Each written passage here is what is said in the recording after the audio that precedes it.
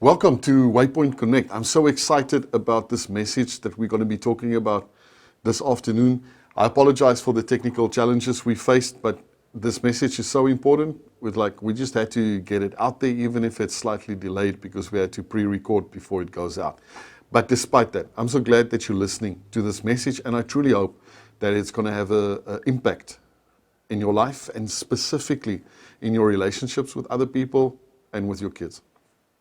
As a parent, with my wife, we are parents of 3 kids. The boys are twins. They're 18 years old. They're writing matric preparation exams at the moment. And my daughter's in grade 10.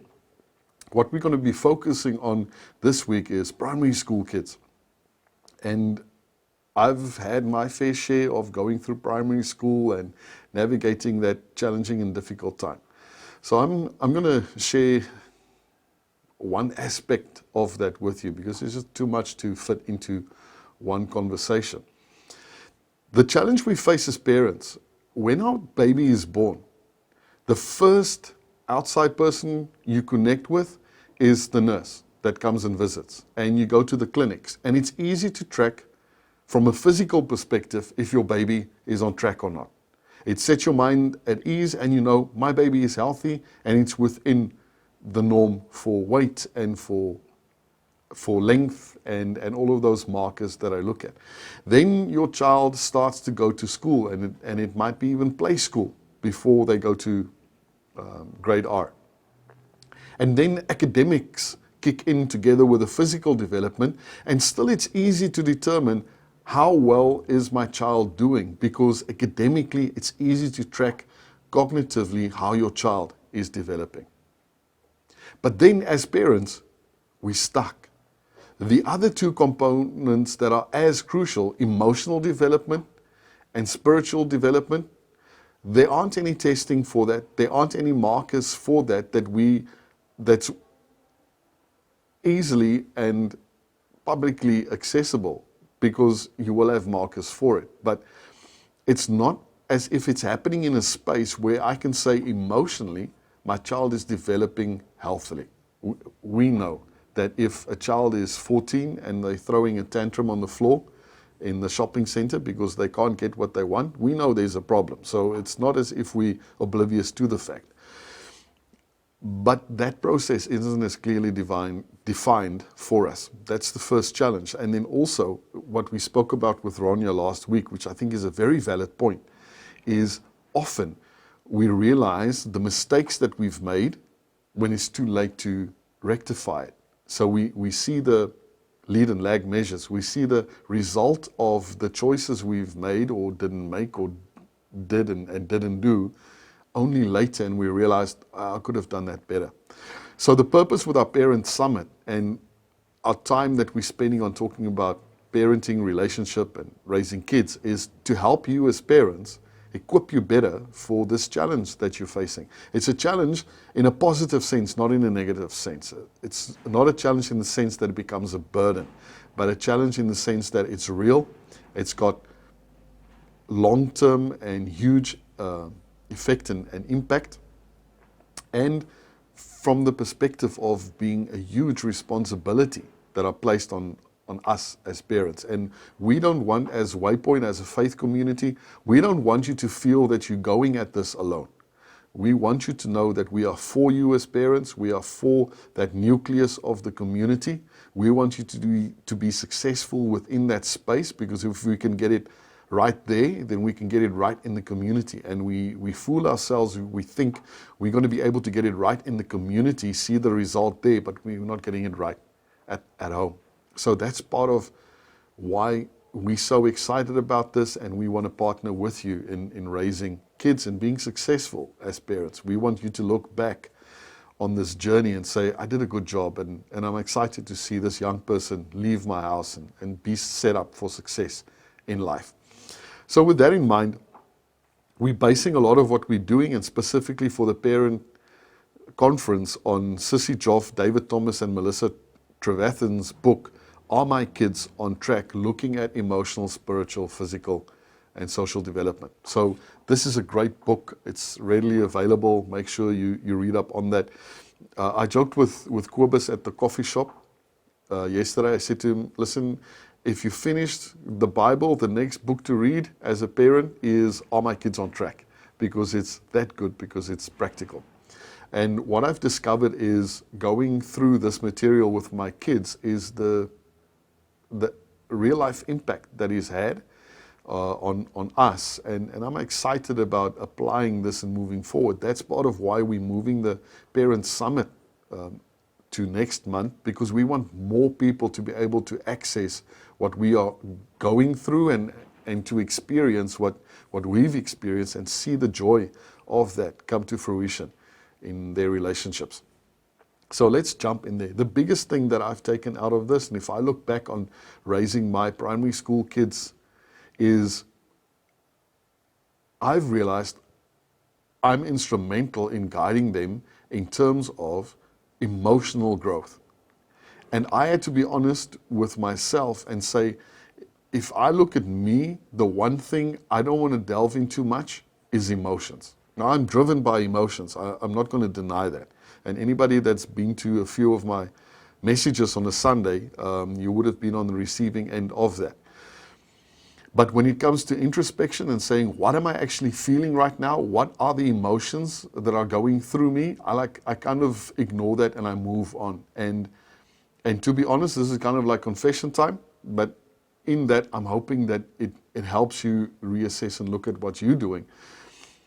Is in that same way, I haven't spent enough time equipping my children emotionally, having conversations around what are you feeling, how are you feeling, and why are you feeling that? And what do you think you're going to do about that? And that opens the door for, once you've had those conversations, let me make a suggestion.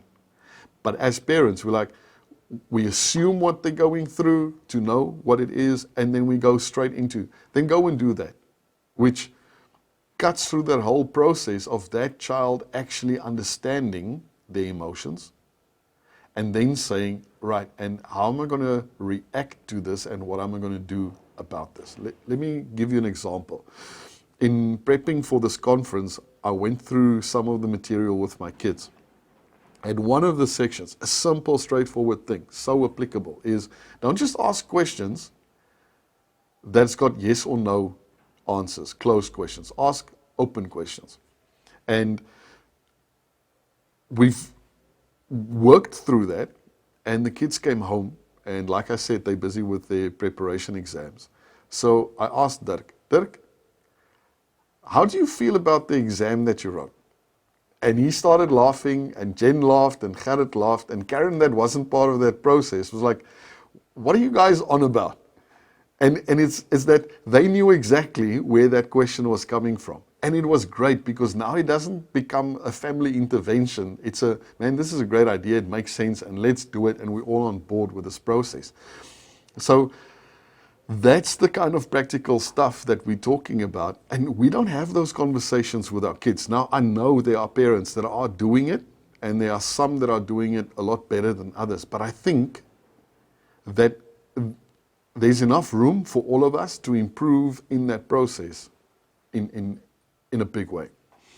A practical example that comes out of the book, and that's why I like this book, because it relates to practical experiences that they've gone through, is a daughter that struggled within a relationship with her father because she suffers from depression, and she shares those feelings with her father. And her father is a highly successful businessman, very positive person by nature. So when she shares that she's struggling with these emotions and she's feeling down, he goes straight into, you know what? Just write down 5 things that you're really grateful for, and it'll make you feel better. What happens within that moment is the daughter trusted her dad enough to open up, because what you'll discover is that for girls, they feel this pressure to be perfect. So she's just come and say, listen, I haven't got this. I'm not perfect. I'm opening up to you. Instead of him asking questions about how she's feeling, why she's feeling, and sharing more about it, and creating that space where it's safe for her to be able to open up around this. We go straight into advice. And that advice just cuts against what she's experiencing and saying, this is the fix for it. This is the answer. This is what you need to do. And it's these kind of dynamics that play out in our relationship with our children. And I think specifically at primary school level, because as parents, we know what the answer is. So we just jump straight into the answer. And Sunday's message was all about, as a parent, being in that space where you are willing to change your pace to adjust to somebody else's pace. Why? Because you love that person that much. Because it's difficult to slow down to accommodate somebody else. So we don't want to do it. But that's exactly what love requires of us within that space, is pause for a moment, engage with your child, put down what you're busy with, and give them that time to say, you're that important to me that I'm willing to focus all of my attention on you. And not while I'm doing this business email, let me kind of listen to what you're saying and kind of give you an answer on that. Because the answer isn't as important to that child as knowing that you're available to them. And within that process, helping them understand what it is that they're feeling. Because a girl specifically would say to you, she's feeling anxious. That anxiety is always there. She's frustrated. But that frustration is, where does it come from? It comes from, and it could be a lot of different things. So children like to classify emotions under one thing, but it's actually a lot of emotions that are playing out, and they can't even name them properly. And that's part of what we really need to press in as parents, is helping them be able to name them. Because what we're expecting of them is to be highly functioning individuals when they're grown up, in a work environment where it's highly stressful with people that have got different temperaments. But we haven't equipped them to acknowledge what it is that they're feeling, deal with that, and express that in a healthy way. We kind of assume that that's going to happen if they're physically healthy and if they're academically doing really well. So you can see the problem. And that's why I'm so excited about the parent conference. Make sure that you get onto that link that's in the app and register for the new date. And what I even suggest is, if you are a young person looking at preparing for life and stepping in the role of a parent, you could join this conference, because you're going to get something out of it that you can apply in your life straight away, and it's going to set you up for success when you step into that role as a parent. So to finish off, what I would encourage you as parents of primary school kids is carve out time for your children. Spend that time to create a space where you can ask open-ended questions to kind of discover what it is that they're feeling, what it is that they're experiencing, what it is that they're going through, and in that process helping them understand what it is that they're going through. Because they're struggling, they're floundering, and they don't even realize it. So create that space. Change your pace to create that space to connect with them and be able to have those conversations. So I hope that this has helped you. Looking back, I wish somebody had this conversation with me, because my kids would have been better off for that. But luckily, there's still time to press in on that and make sure that happens. So that's why I wanted to share that message with you this afternoon. And I want to leave you with that thought, to change your pace for the sake of somebody else. And remember, have a great week.